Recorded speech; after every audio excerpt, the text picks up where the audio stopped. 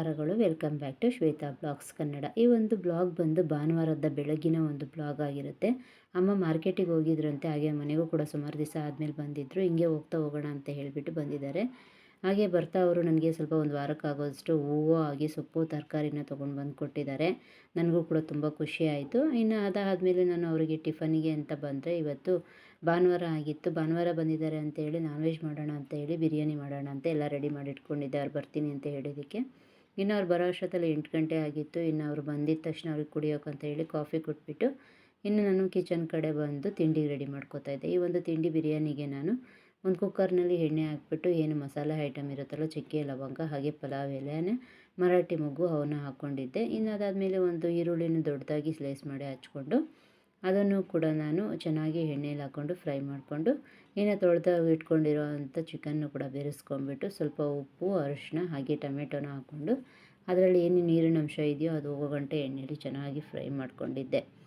ಇನ್ನು ಇದಾದಮೇಲೆ ನಾನು ಇದಕ್ಕೆ ರುಬ್ಬಿಟ್ಕೊಂಡಿರೋಂಥ ಮಸಾಲೆಗೆ ನಾನು ಸ್ವಲ್ಪ ಶುಂಠಿ, ಬೆಳ್ಳುಳ್ಳಿ, ಕೊತ್ತಂಬರಿ ಸೊಪ್ಪು, ಪುದೀನ, ಸ್ವಲ್ಪ ಕಾಯಿ ಹಾಗೆ ಒಂದೆರಡು ಚಕ್ಕೆ, ಒಂದು 4 ಲವಂಗನ ಹಾಕ್ಕೊಂಡು ಚೆನ್ನಾಗಿ ಸ್ವಲ್ಪ ಹುರಿದ್ಬಿಟ್ಟು ಆಮೇಲೆ ಏನು ಮಿಕ್ಸಿ ಜಾರಿಗೆ ಹಾಕ್ಕೊಂಡು ರುಬ್ಬಿಟ್ಕೊಂಡಿದ್ದೀನಿ. ಈ ರುಬ್ಬಿಟ್ಕೊಂಡಿರೋ ಅಂಥ ಒಂದು ಮಸಾಲೆನ ಕೂಡ ಸ್ವಲ್ಪ ಹಾಕ್ಕೊಂಡು ಚೆನ್ನಾಗಿ ಕಲರ್ ಬರೋ ಗಂಟ ನೀಟಾಗಿ ಹುರ್ಕೊಂಡ್ರೆ ನೀಟಾಗಿ ಚಿಕನಿಗೆಲ್ಲ ಹಿಡ್ದಿರುತ್ತೆ. ಇದಕ್ಕೆ ನಾನು ಬಿರಿಯಾನಿ ಮಸಾಲ ಪೌಡರ್ನ ತೇಜು ಅವ್ರದ್ದು ತೊಗೊಂಡಿದ್ದೆ. ತುಂಬ ಚೆನ್ನಾಗಿ ಟೇಸ್ಟ್ ಕೊಡುತ್ತೆ ಈ ಒಂದು ಪೌಡರು. ಅದಕ್ಕಾಗಿ ನಾನು ಸ್ವಲ್ಪ ಟೈಮ್ ಇತ್ತು ಅಂತ ಹೇಳಿ ಇದ್ದಿದ್ರೆ ನಾನು ಇದಕ್ಕೆ ಗ್ರೇವಿ ಕೂಡ ಮಾಡ್ಕೋತಾ ಇದ್ದೆ.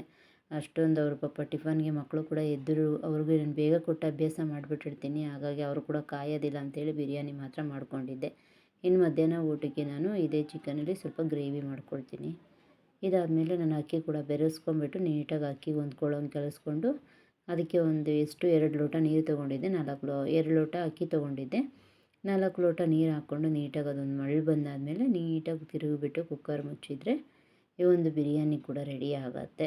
ಇನ್ನು ಫೈನಲಿ ಬಿರಿಯಾನಿ ಕೂಡ ರೆಡಿ ಆಯಿತು. ಇನ್ನು ತಿನ್ನೋಕೆ ಅವ್ರಿಗೆ ಹಾಕ್ಕೊಟ್ಬಿಟ್ಟು ಅವರಿಗೆ ಅಜ್ಜಿ ಬಂದಿರೋ ಖುಷಿಗೆ ಅಪ್ಪ ಅಮ್ಮ ಯಾರೂ ಬೇಡ ನೋಡಿ, ಅವ್ರ ಜೊತೆಲೇ ಕೂತ್ಕೊಂಡು ಅವರು ಟಿಫನ್ ಕೂಡ ಮಾಡ್ತಿದ್ದಾರೆ. ಅವ್ರ ಅಜ್ಜಿಗೂ ಕೂಡ ತುಂಬ ಖುಷಿ ಆಯಿತು ಮಕ್ಕಳು ನೋಡಿಬಿಟ್ಟು. ಈ ಒಂದು ವಿಡಿಯೋ ನಿಮ್ಗೆ ಇಷ್ಟ ಆಗಿದೆ, ಪ್ಲೀಸ್ ಸಬ್ಸ್ಕ್ರೈಬ್ ಮಾಡ್ಕೊಂಡು ನನ್ನ ಒಂದು ಚಾನಲ್ನ ನೋಡಿ ಅಂತ ಕೇಳ್ಕೊತಾ ಎಲ್ಲರಿಗೂ ಧನ್ಯವಾದಗಳು.